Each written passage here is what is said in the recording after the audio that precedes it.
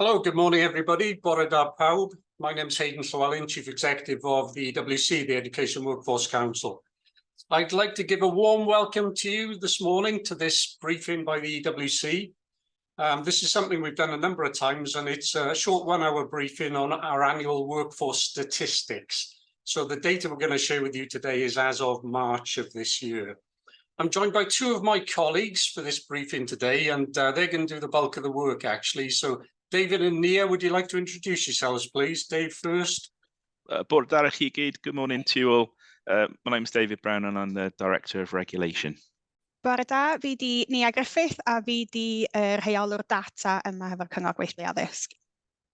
Thank you to you both. A little bit of housekeeping from me to begin with, and then I'll make a brief introduction, and it's over to the team to do the bulk of the session today. So as I say, a bit of housekeeping from me. Today's event is bilingual. Nia's going to speak quite a bit in Welsh, but we have a translator on hand in Lowry. So as always, click on the globe, the translation button to get the Welsh language version if you so wish.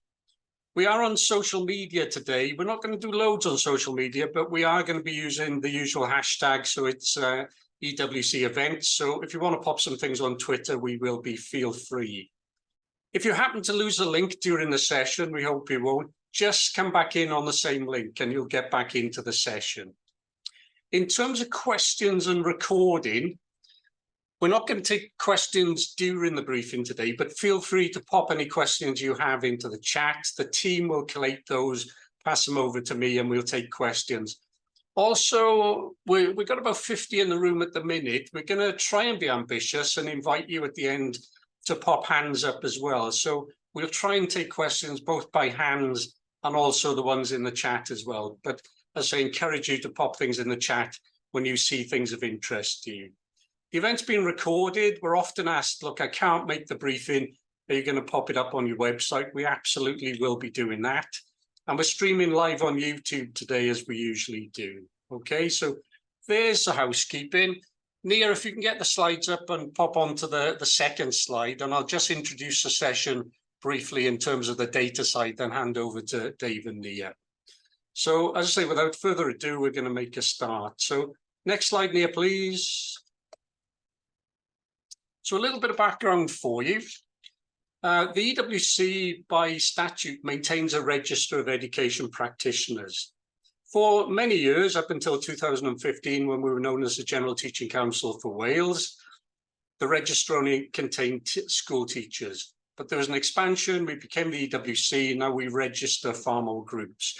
So the data we're presenting to you and is contained in the annual workforce statistics that are on our website, covers the 7 registered groups that we had in March. As David will explain, we have further registration categories now as well, and they'll be in next year's report. But there's plenty of data for you to get your teeth into. So I'm going to hand over to the team now, and we're going to take you through some of the key observations from the data of this year, and hopefully whet your appetite for future analyses. So David and Nia, over to you, please. Diolch, Hayden. So, as Hayden says, every year we produce a detailed breakdown of the education workforce in Wales, and it covers a wide range of practitioners across all of the groups that we register.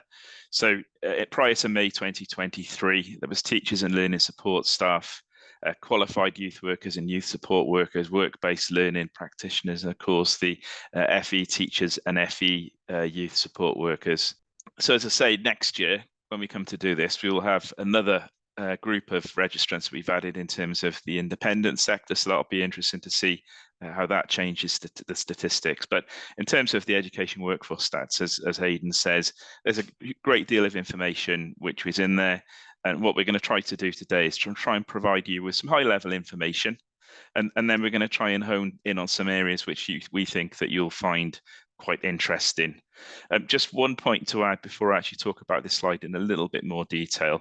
As we go through the slides, you'll see that on occasion that you'll see that there groups which you've identified as being unknown. And the background to that is that where different groups have come onto the register, in some cases they've been bulk registered. So for example, with school learning support workers, they would have been bulk registered by the employers.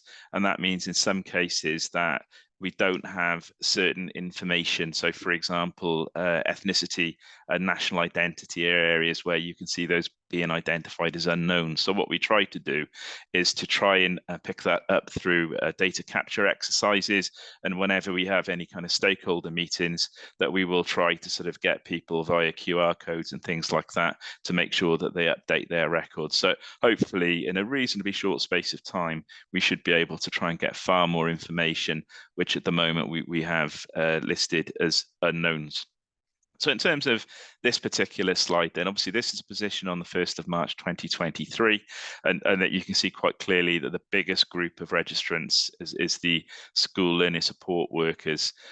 Just in terms of this slide, this actually shows the people who are actually registered in each of those categories. In some cases, you have people who are registered in more than one category, but we actually had 88,748 actual people registered on it, so just shy of 90,000 people. So as I say, plenty of information in there. That's the high level kind of picture, if you like, of the register at the 1st of March 2023. And now we'll go over to Nia, who will give you a little bit more detail and take you through the detail of the statistics for you. Thank you, Nia. Diolch, David. So the first slide I'm going to look at is gender. The education workforce is more females than males across all registration groups. The majority of school teachers are female at 75.5%. The gender balance is stable with little change year on year. For example, in 2019, 75.5% of school teachers were female. This has been consistent every year apart from 2021, where the figure was 75.7%. For school learning support workers, a higher proportion, 85.5%, are female in comparison to the other registration groups. This has also been very consistent since 2019, albeit the figures have reduced slightly from 87.1% in 2019 to 85.5% in 2023. FE teachers have a more balanced gender split in comparison to the school sector, with 59.3% female. This figure has remained around 60% since 2019. We haven't put the slides up for the previous years, but if you were to look at the Workforce Statistics report, you'll see that the gender profile remains stable across all the registration categories. This slide is showing the age profiles of our registrants. As you can see, each category has its own distinct age profile. Teachers are showing the majority of registrants are between the ages of 30 and 49 years, which is 58.2%. Of the 21% in the 50 to 59 year bracket, 12.7 are 50 to 54 years old, and 8.2% are between 55 and 59 years old. 55 years is the minimum pension age for school teachers currently. The importance here is ensuring that enough newly qualified teachers are coming into the workforce to replenish those leaving. Comparing this to school learning support workers, you can see that 32.7% are under 30 years old. In fact, 18.1% are under 25 years old. Moving on to our post-16 registration categories, we're seeing a different profile again. This time, FE teachers are showing 56.5% of registrants being between 40 and 59 years old. Compare this to a much flatter age profile for FE learning support workers in each age range, apart from 60 years plus, and they are recording more than 21% in each one. The historic trend for these is showing that figures have been stable for several years. The work-based learning practitioners are showing a distinct peak in the middle of the age profile, with 27.1% of registrants being between 40 and 49 years old. Qualified youth workers are showing a similar mid-profile peak, however, are weighted heavier towards the younger age groups, and only 6% of registrants are over 60 years old. Finally, we have the qualified youth support workers who have their peak of registrants being between 30 and 39 years old at 32.5%, which is younger than the qualified youth worker peak. They also have more registrants being under 30 years than the qualified youth workers, and they have 20.2% in comparison with 13%. Moving on to ethnic groups. Please note here that the chart at the bottom of the page is only showing mixed multiple groups: Asian, Asian British, Black, African, Caribbean, Black British, and others, as the large figures in the other categories skews what we are able to see. But the figures are available for you in the top of the page. Please note that we do record individuals who do not wish to record their ethnicity separately to those who are unknown. We are actively trying to reduce the number of unknowns or blanks on our database so we can provide the most accurate representation as possible of the workforce. As you can see, the highest percentage by far are in the school learning support worker category, where 2.9% of registrants are recorded as being Asian or Asian British. Next, we have 1.8% of FE learning support workers registering as Asian or Asian British, as well as Black, African, Caribbean, Black British. The school teacher registrant groups is showing the smallest percentage over these ethnic groups. We believe that ethnic groups are being underrepresented across all categories in the workforce and that it doesn't match the general population profile in Wales. As you might expect, the majority of registrants' national identity has been recorded as Welsh or British. The highest percentage of those with a Welsh national identity can be found in the teacher category at 63.1%, followed by qualified youth support workers at 52%. But as you can see, all our registrant groups are showing over 40% as Welsh. I'll also draw your attention to some high figures of unknown national identity that we hold on the register. This is not a mandatory field, so people can choose not to complete it as it's a self-declaration. However, a recent data capture project has been undertaken aiming to reduce these unknowns or blank fields for school learning support workers, FE teachers, FE learning support workers, and work-based learning practitioners, so we're hoping to see a reduction going forward. Here, you can see the percentage of registrants who have declared themselves as having a disability. The definition of disability under the Equality Act 2010 is a legal one, not a medical one. This means that we are recording the registrant's declaration in this slide. This is a field where, unless the individual selects yes, it will be counted as a no. The chart at the bottom of the page is showing the percentage of those registrants who have selected yes in that declaration. Qualified youth support workers have the highest percentage as 6.3%, followed by qualified youth workers at 5.4%. The two lowest percentages are work-based learning practitioners at 2.5%, and then school teachers with only 1% of their registration category declaring themselves with a disability. This is another area that we feel is being underrepresented within the workforce due to the self-declaration element of the data. This slide shows the Welsh-speaking and Welsh working ability of the workforce. This is a self-declaration, and the question on the registration form asks if the registrant is fluent or fairly fluent in the Welsh language, as well as having been trained to work, currently works, or has ever worked through the medium of Welsh or feels confident to do so. As you can see, the majority of registrants across all categories have declared that they are not fluent or fairly fluent and do not have or do not work through the medium of Welsh. These are the dark blue and dark pink coloured bars. The dark green and the maroon bars are the percentages of those who have ticked yes to being fluent Welsh speakers, as well as working or have worked through the medium of Welsh. The trend of Welsh-speaking school teachers of 33.2% are those who are able to work through the medium of Welsh, being 26.5%, and this has remained fairly static with little year-on-year change. For school learning support workers, 15.2% are able to speak Welsh, and 10.2% have declared that they are able to work through the medium of Welsh. The lowest percentage of both can be seen in the qualified youth worker category, with 13% speaking Welsh and 8.1% working through the medium of Welsh.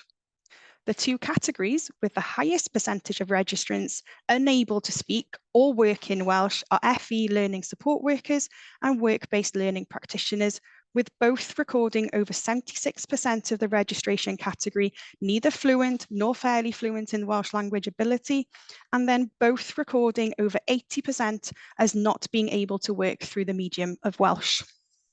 This slide shows our retention data. The first column shows the total number registered in each registration category in 2023. The next column shows the percentage of new registrants into that registration category, the maroon bar on the chart, followed by the percentage of those registrants that were no longer registered in that registration category, the green bar.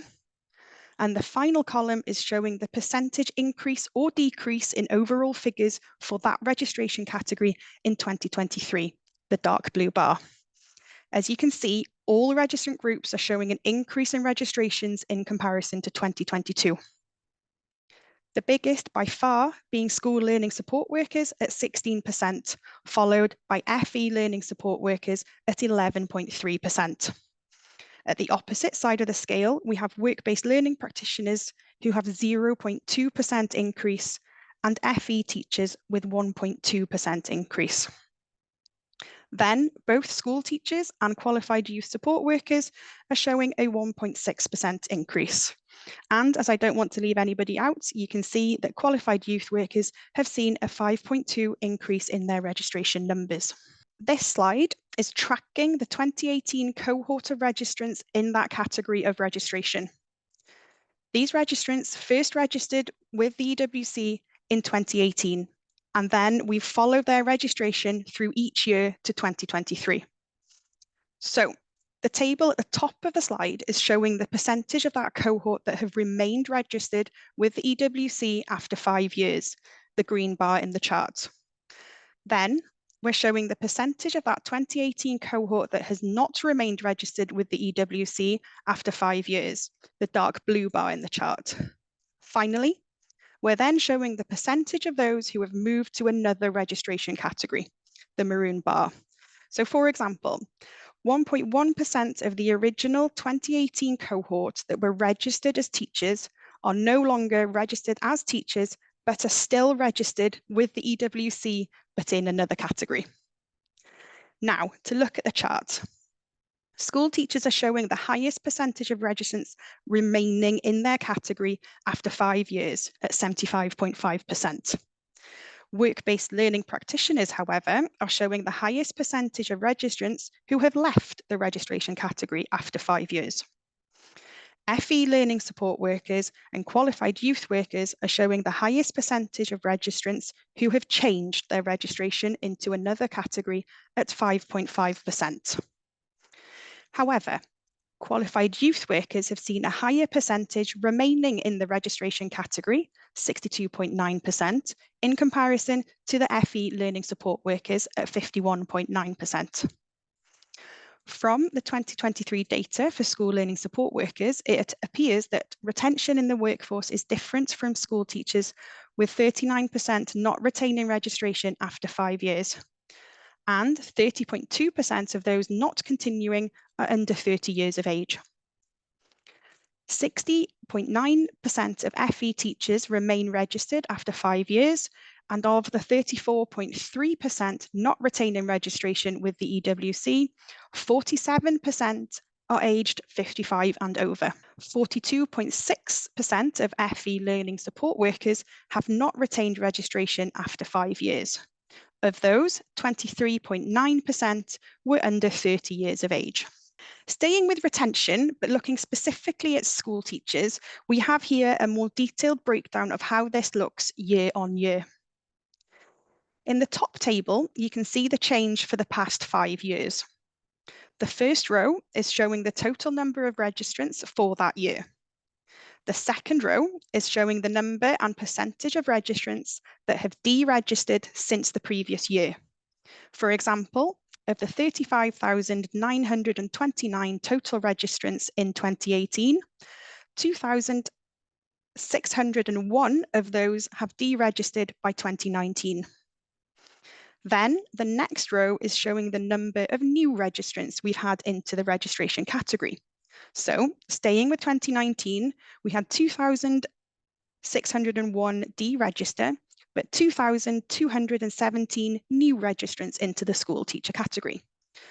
So the last row in the top table is showing the difference in total registrations, and for 2019 we had a negative 384 registrants, which meant that we had more leaving the registration category than we had coming in.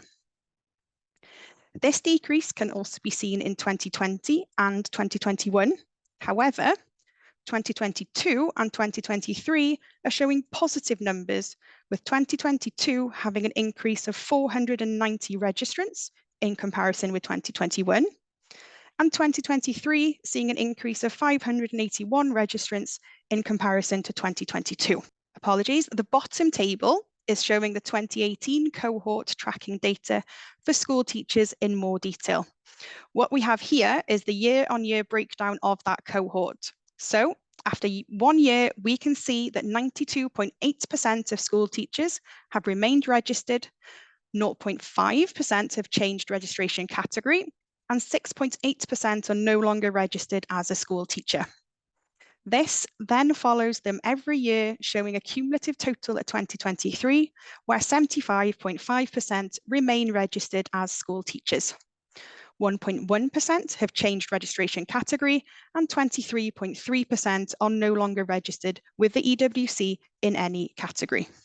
Now, we've given an overview of the education workforce statistics, and we're going to look in more detail at some aspects of the data that we find interesting. This slide relates to the highest recorded qualification on the register for FE teachers, work-based learning practitioners, qualified youth workers, and qualified youth support workers. Qualified youth workers and qualified youth support workers have a mandatory qualification requirement to be able to register with the EWC. To give examples of levels using the qualifications and credit framework, we have level 3, which is the equivalent of an A-level or a foundation diploma. Level 4 is equivalent to a HLTA or an IQA, which is the internal quality assurance of assessment processes and practice. A level 5 is the equivalent of a higher national diploma or a foundation degree. Level 6 is any bachelor's degree, such as a BA or a BSc. Level 7 is a master's or a PGCE. And level 8 is a PhD or any kind of doctor of. So 54.9% of all FE teachers have a level 7 qualification as their highest recorded qualification, which is the equivalent of a master's or a PGCE. Work-based learning practitioners have more of a variation of different levels of qualifications, as it would be dependent on their role. However, 26.6% have a level 7 equivalent qualification. All qualified youth workers must have a mandatory qualification to register with us. And as you can see here, the majority of those, which is 70.9%, have a level 6, which is the equivalent of a bachelor's degree. Qualified youth support workers have the majority of their registrants recording a highest qualification of level, which is a level 3, which is equivalent of an A-level or a foundation diploma. And this is 41.3%. Then at level 2, we have 34.5%, which is the equivalent of a GCSE. This shows the number of school teachers and school learning support workers that have supply recorded as their main employment. Here you can see how things have changed over a 5-year period. The number of school teachers has shown a steady decline over the past 5 years, going from 4,759 in 2019 to 3,867 in 2023. By 2023, 10.8% of all registered school teachers had listed supply as their main employment. In contrast, supply school learning support workers have mostly been increasing. In 2019, 7,648 school learning support workers recorded supply as their main employment, which is 20.5% of all registered school learning support workers. By 2023, we can see 11,173 of school learning support workers have supply as their main employment, which is 22.6% of all registered school learning support workers. This slide isn't based upon the workforce statistics. This is the report. This is an additional breakdown of the age profile of supply teachers and supply learning school support workers in the school sector. We can see here that an age breakdown of those registrants who had supply as their main employment in 2023. Straight away, we can see a difference in that age profile between supply teachers and supply school learning support workers. 22.7% of supply teachers are under 30, while 48.5% of supply school learning support workers are. In contrast, 39.3% of supply school teachers are 50 years or over, while 15.3% of supply school learning support workers are. Another trend we can see is the year-on-year change in the total number of registered school learning support workers. As you can see, 2020 is showing a 3.4% increase from 2019, but 2021 is only showing a 0.2% increase on 2020 registrants. But 2022 and especially 2023 are showing two very large increases at 10.1% and 16% respectively. Moving now to look at newly qualified teachers. Here we can see a table comparing the total number of NQTs to the number of NQTs who have trained in England and then registered with us once they gained their qualified teacher status. We can see a peak of total NQT registrations in 2021, followed by a decrease in those registration numbers. The second row shows the number and percent of those NQTs which trained in England and then registered with the EWC. As you can see, these numbers follow a similar trend, but with a peak in 2022 of 24%, followed by a decrease in 2023 with 273 registrants at 20% of NQTs who had been trained in England. That's all from me. I'm going to go back to David for a summary. Diolch, Nia. So as you can see, I've had an awful lot of information presented to you this morning. And it might well be that you've got different areas of the information that we provide that you'd be particularly interested in. But what I've tried to do is just set up some takeaways for you based on our own assessment of it. So firstly, you will see that the education workforce continues to be predominantly female. Each registration category is showing a different age profile, but that age profile for each category is in line with what we found to expect, or what we've come to expect rather. Ethnic groups continue to be underrepresented within the workforce when compared to the general population. The majority of registrants do identify as Welsh, followed by British. The disability self-declaration is another area that is underrepresented within the education workforce. And as Nia said, some of that may also come down to the different definitions that you have within disability, one of them, of course, being a legal one. The data relating to the Welsh language ability and ability to work in Welsh has remained stable over several years, with teachers having the highest percentage of Welsh ability of all categories. Particularly interesting, both the school learning support worker area and the FE learning support worker area have shown the largest number of new registrants. So 31.5% of all of the people registered in the school learning support worker category, for example, joined for the first time. For the year ending 31st of March 2023, and 28.6% say for the FE learning support workers.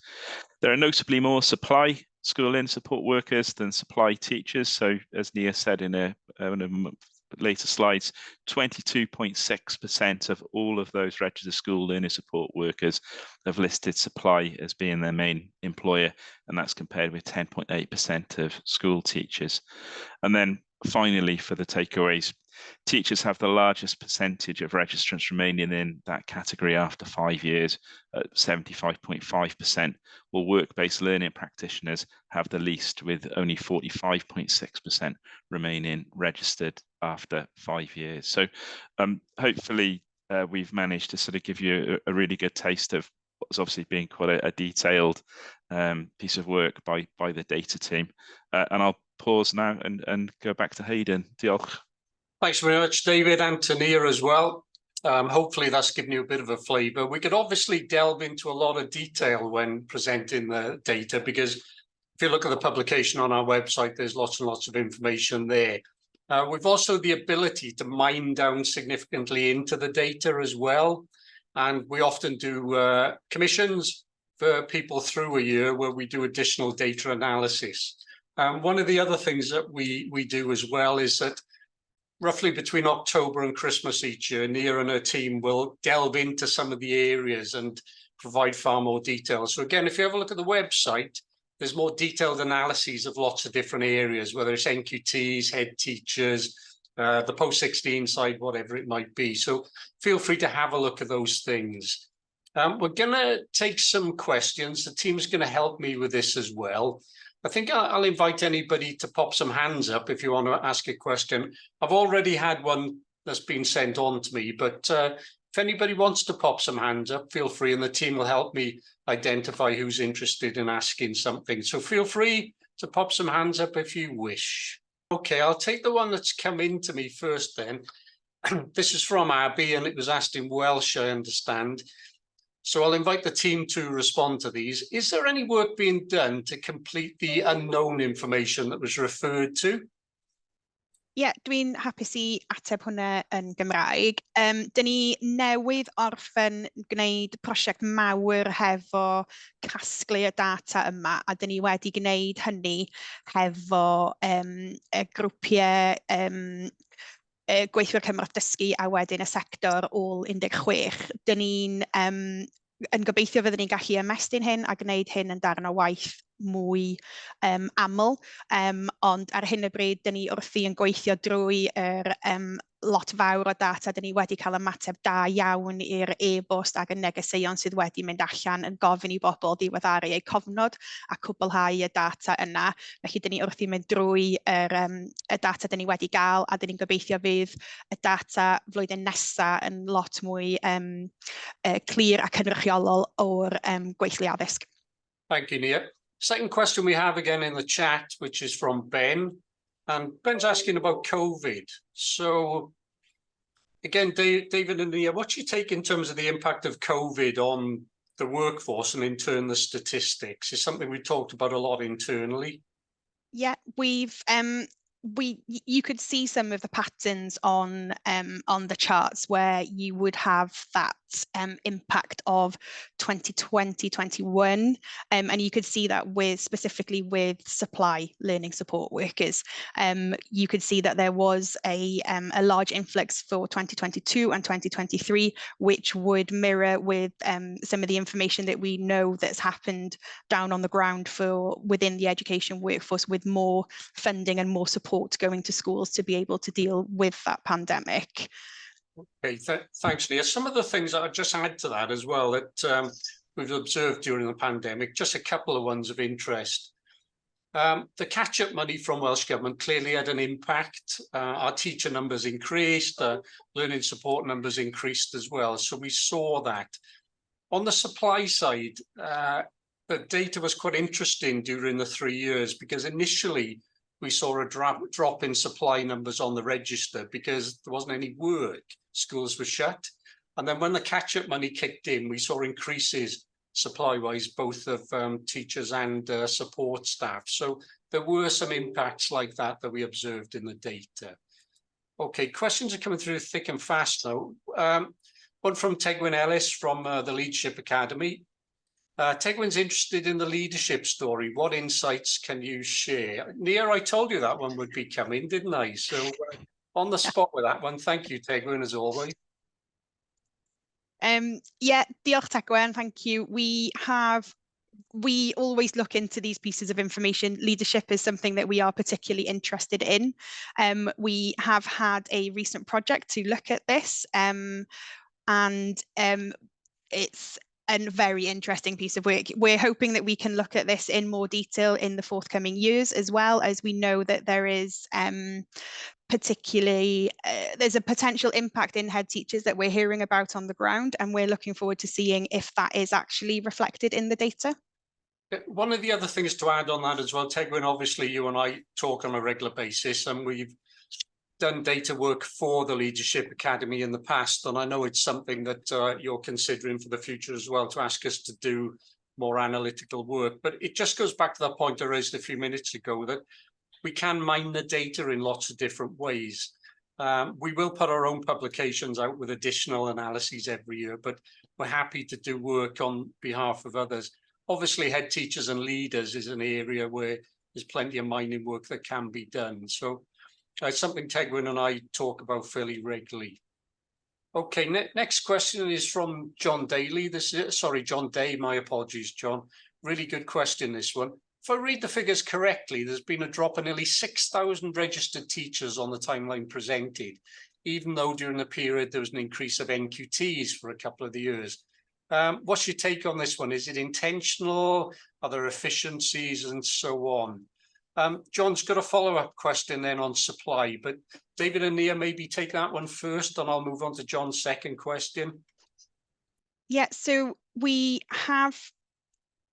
are seeing, I'll just have a look at the retention data for a start. I mean, we are seeing that a lot of teachers are remaining in the registration category. So, you know, there will be fluctuations in numbers, and as long as we have that input of NQTs and coming into the registration category, the profile that we're seeing will remain as stable as possible. You know, we are monitoring this year on year, and what we're seeing is that is fairly stable. The change from year on year isn't massive. And then, of course, you know, we've got things within the we've got the promotion of careers, we've got Educators Wales. We are doing what we can to encourage people into the education workforce. Thanks a lot, Nia. I'll go on to John's second question. I think I expected John to ask a question on supply, really. Has there been any increase in the use of supply? And is there any evidence to show NQTs go into supply after graduation, or is this a move? Nia, I'll take this one if that's okay.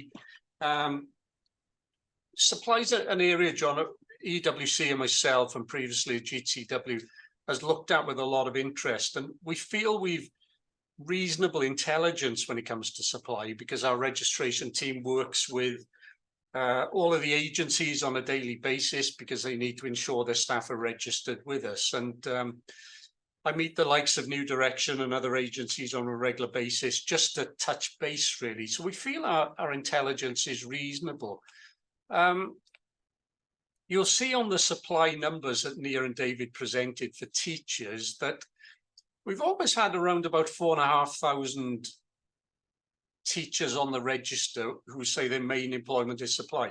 But you've seen it gone down. It's dipped under 4,000 now. So we've observed that, but we've seen in terms of support staff, not just a massive increase of those registered with us, but also more and more doing supply.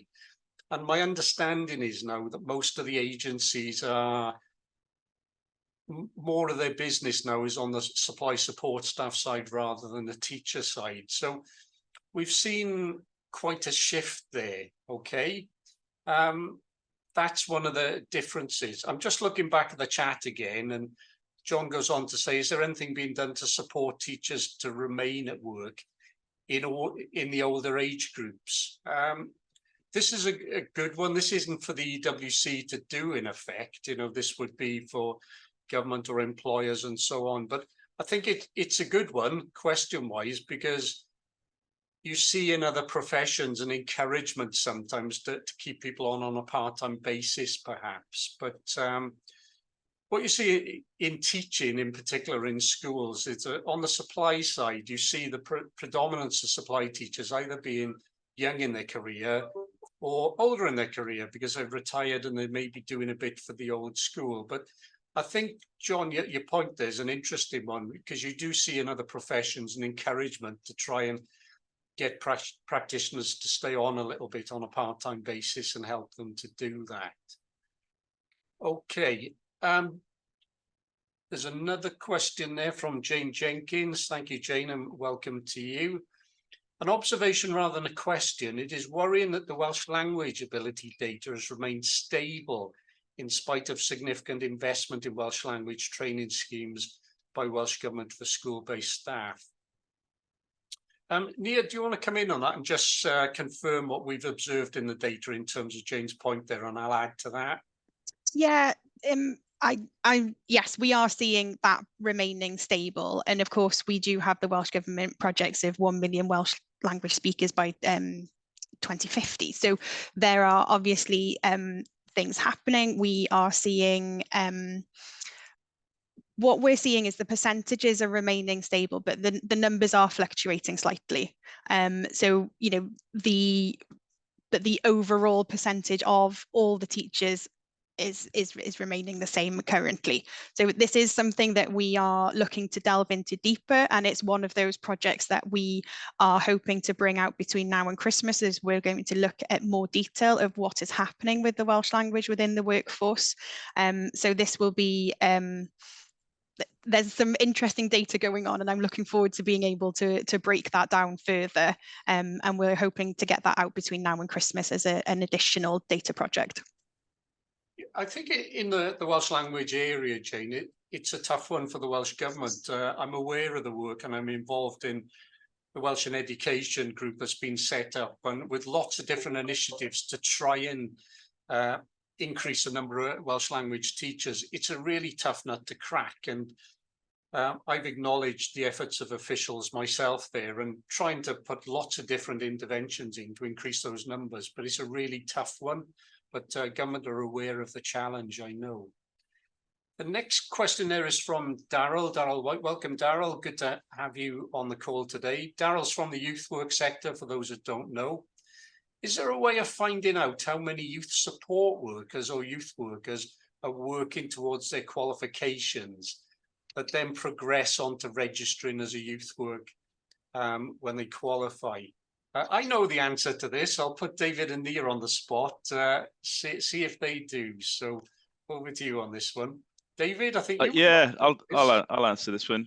I think it's obviously an interesting question, isn't it? Because, as I say, in terms of the registration, we are also registering people who are working towards the qualification. So, you know, we will be developing an awful lot of information in terms of people who actually enrol on youth worker courses in order to join the profession, and we'll also be tracking them in the same way that we've been tracking teachers. So, as I say, not only will we have a really good handle on in terms of the numbers who are registered, we'll also be able to track them hopefully throughout their careers in terms of not only, you know, what they're doing, but where they're doing it as well, because that's another advantage, of course, with the register is because we're a whole Wales wide, if you like.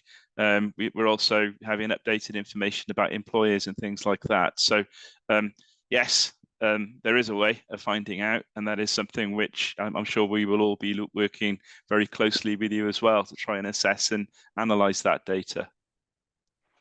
Just adding to what David said there. So for those that don't know, from May of this year, it was May 2023, Welsh Government introduced some new legislation that required additional groups to register with the EWC. In addition, it expanded some of the requirements within youth work for who needed to register. And one of the notable ones and really interesting legislative changes was that any youth support workers or youth workers working towards a qualification would be required to register if they were working, but on a provisional basis. One of the discussion points that prompted was, what about trainee teachers? So somebody doing their PGCE, should they register? That wasn't consulted on by government, but you often see in other professions and countries that trainees are required to register with their professional body. I think the other interesting discussion point that Daryl's question prompts there is that, as I mentioned, additional groups joined the register requirements from May. The big change for us was staff in independent schools and also independent special post-16 environments as well. So David and his registration team have just finished the work to bring independent school and college staff onto the register. Dave, do you want to give a name check on the numbers that we're looking at, the increase there? Yep, I'll do that right now. While David is looking, I'll give you a breather there, David. One thing that we have been looking at with the retention data is we are tracking the different registration categories that our registrants are moving to. And, you know, the retention data has been the first time that we have included that into the workforce stats this year. And it's something that we feel has gone down very well. It's very informative piece of data work that we can do. So we are hoping that going forward, that this is something that we can look into in more detail, and that tracking of cohorts will be able to see where they are going to. So for example, we can look at qualified youth support workers and see if they are indeed moving into the qualified youth worker registration category. So thanks, Nia. So in terms of the independent schools, then obviously this isn't data that we would have had for the education workforce stats. So I'll give you the most up-to-date data that we've got. So in terms of independent school teachers, we've now got 1,580 registered. In terms of independent school learning support workers, we've got 845 registered, and then in the independent special post-16 institution teachers we've got 63, and then in the independent post-16 institution special schools learning support we've got 207. So just an interesting point there is that in the independent schools we've got more teachers than school learning support workers, and in the independent special school sector we've got more school learning support workers than teachers. So there's some quite interesting things already that we can see, which, you know, we'll take great interest in over the next few years. Thanks, David. A couple of other bits and pieces on the chat. John Daly again asked, will we share in the slides? Yeah, we're absolutely going to do that. I think we're putting those up on the site as usual, so they will be available. And feel free to come back to us if there's anything you see in hindsight you want to raise. I'm probably going to make these next to the last couple of questions. One from Mae'n. Welcome, Mae'n. Good to see you on the call. You mentioned projects that have been undertaken to analyse leadership in particular. Can these be shared or publicly available? Nia, tell me what's on the website already in terms of leadership data, and say what the plan is for that area moving forward, please. I'll unmute myself.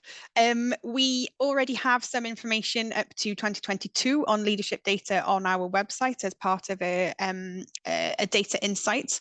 We have done a paid piece of work for one of the consortia, which we're still working on, and then we're hoping that we can update those 2022 figures as soon as possible. We're not looking at doing it, I don't think so, for this year. We've got other exciting projects in the pipeline, but we can look to do it in the future because it's an interesting piece of work. It's something that a lot of people have a lot of interest in, and we will do our best to get this out as soon as possible. Further question there from Daryl on the youth work side. This is a rather technical question. So Daryl, what I'll do with this one, we'll take this offline, but the advice is just contact our registration department, notably Mark Phipps, our registration manager, and he'll help people like that through. We're talking pretty small numbers there, but we have had one or two queries of that nature as to which category the person registers in. But encourage anybody just to talk to Mark, and he'll help with that. I understand, David, Mark's going to be at the tag group on the youth work side in terms of training providers soon as well to talk through specifics like that. Am I right? Yes, that's right. Yes. Okay. All right. I'm going to bring us to a close. So a big thank you to everybody. Jess has popped up the email address there on registration as well.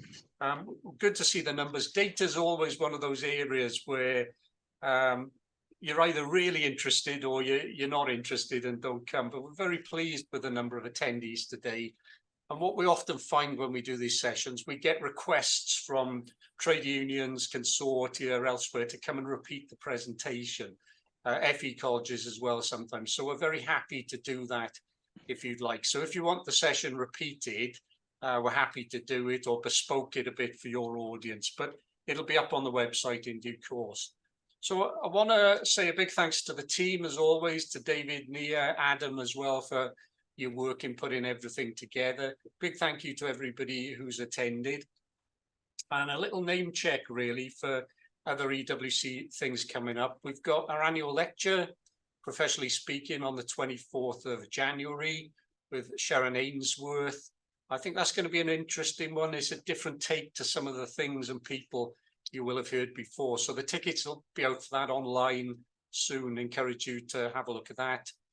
The EWC has got a podcast series now. There's a couple already up on the site, another one due to be published shortly. So if you're interested in some of our things and you want to dip in at your leisure, feel free with those. So big thank you to all for attending. Feel free to get in touch if you have any subsequent comments, but thanks for your time. Good to see you all.